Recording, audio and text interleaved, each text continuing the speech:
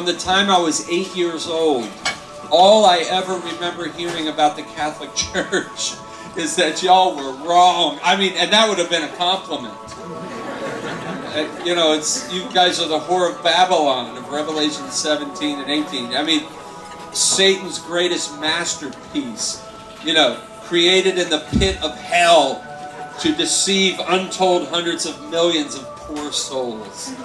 And so every Catholic that I met from the time I was a kid, in fact, I remember the first Catholic boy I ever met was on my Little League football team, ankle biters as we called it, my 60-pound Annandale Tiger football team. And there was a little fellow who actually just lived about 4 houses down from me. And when I first met him, he was on my football team, and that's American football, by the way.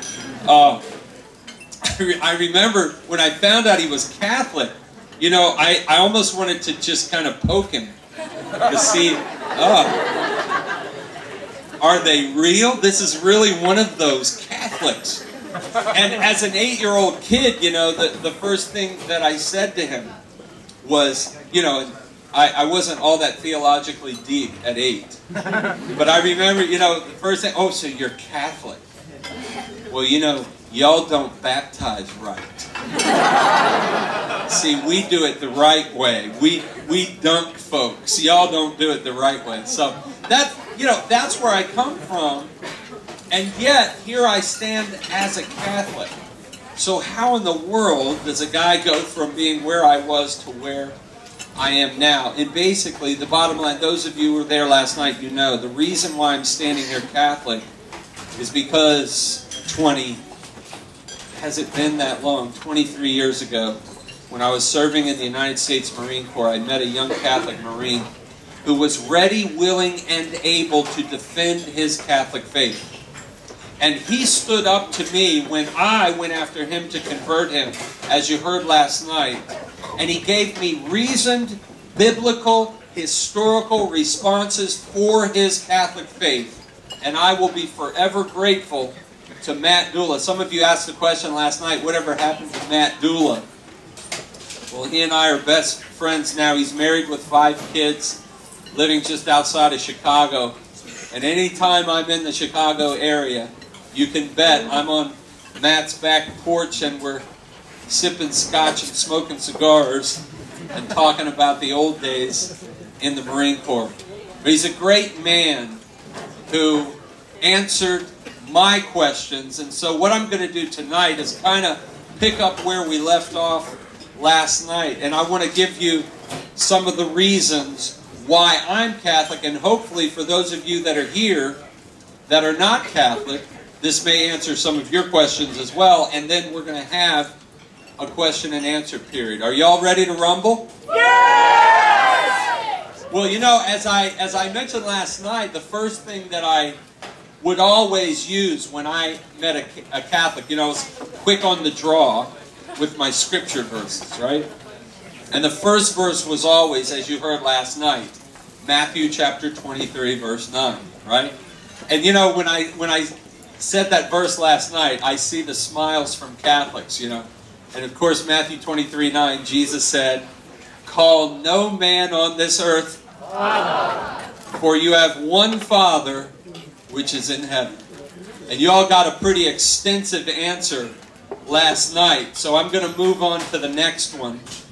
And we didn't have time to do any more than just the one last night. But when Matt responded to me on the "Call no man Father," and he rattles off scripture verses, I'm not going to go through them all. We did it last night. But for those who are taking notes, he rattles off Ephesians 6, verses 1 and 2, and Luke 16, verse 24, and Acts chapter 7, verses 1 and 2, and 1 John 2, verse 13, and 1 Corinthians chapter 4, verses 14 and 15, and Ephesians chapter 3, verse 14. Now, you got all those?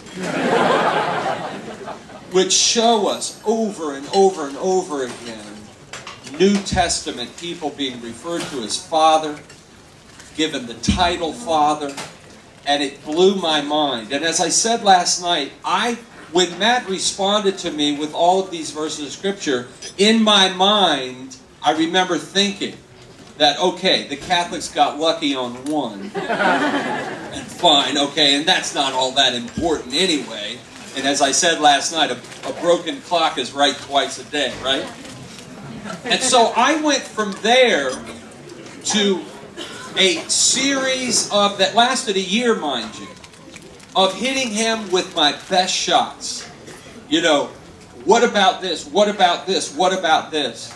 Until by the end of that year with Matt Dula, man, I was reeling.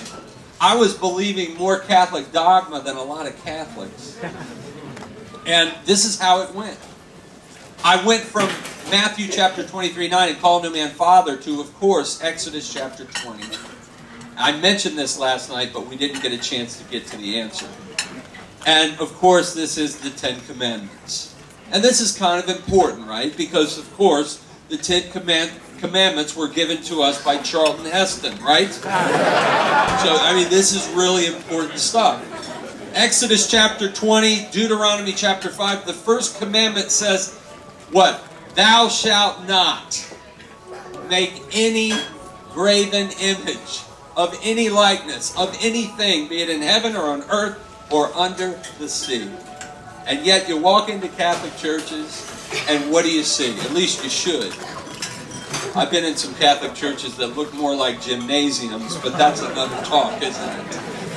But at any rate, you know, you'll go into most Catholic churches, you got statues everywhere. And to my Protestant mind, it was like, come on.